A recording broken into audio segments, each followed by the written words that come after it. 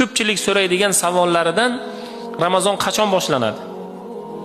Alloh taolo fazl bersin, hali fatvo chiqqani yo'q.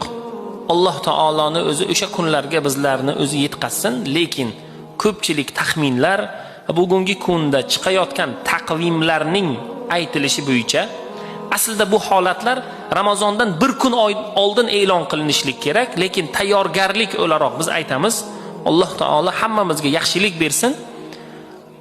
19-fevral kuni ro'zaning birinchi kuni inshaalloh. Birinchi kuni ro'za tutamiz.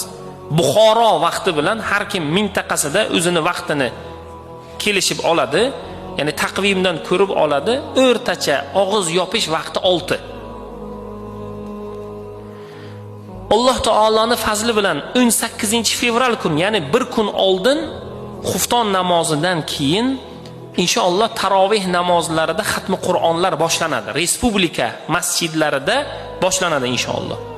Buxoro vaqti bilan taroveh namozini o'qilish vaqti 8:20, 20:20. Lekin biz undan oldinroq kelib, xuftonga tayyorgarlik qilib, o'ntakam 8dami, 7:30dami kelib, inshaalloh tayyorgarliklarimizni ko'rib tarovehni boshlaymiz. Masjidimizda inshaalloh xatmi Qur'on o'qilinadi. Vodiylik qorilarimiz inshaalloh xatmi Qur'onni boshlashadi.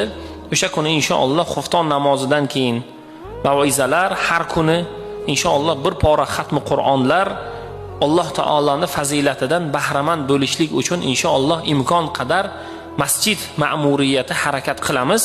Alloh taoloning o'zi har birlarimizga fazilat bersin.